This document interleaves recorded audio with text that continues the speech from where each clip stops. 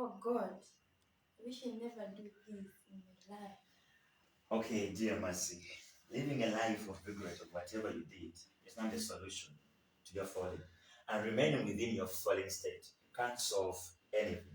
But rising up after a fall can actually solve many things within your life.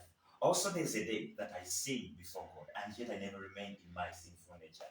There is a day I dishonored God, and yet I repented, and then I chose to honor God another time. Also, there's a day I didn't worship God as he did expect me to worship Him.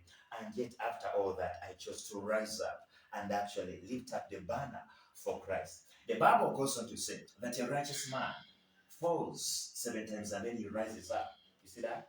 To worship God, to walk in holiness, and actually to obey whatever God tells him or her to do. The enemy always rejoices when you remain within your fallen state. But the Bible goes on to say, don't rejoice over me, my enemy, because when I fall, I shall rise up. And when I sit in darkness, the Lord shall be my light.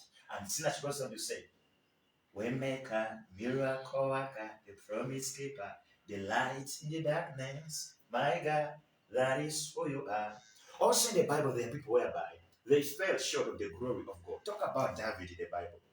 He committed the double sin. And yet he was a man after God's own heart. But he goes on to say that, cast me not away from your presence.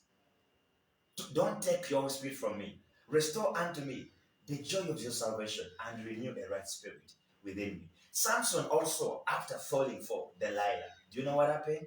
After blotting out his eyes, a man made a prayer to God. He told God, give me one more chance so as I can avenge my enemies. And yet God has had his prayer. Also, Simon Peter, after denying Jesus 3 times, Jesus never gave up on him. And after he came back and told him, Simon Peter, feed my lamb.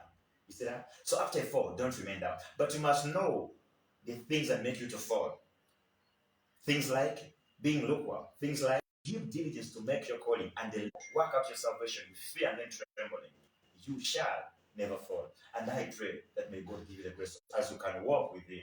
And next time, that when you find any temptation, and next time, when you find any hardship that makes you actually to compromise as far as your salvation is concerned, that you shouldn't compromise, but you should stand still and see the salvation of the Lord. Be strong. May the grace be sufficient unto your mercy. Amen.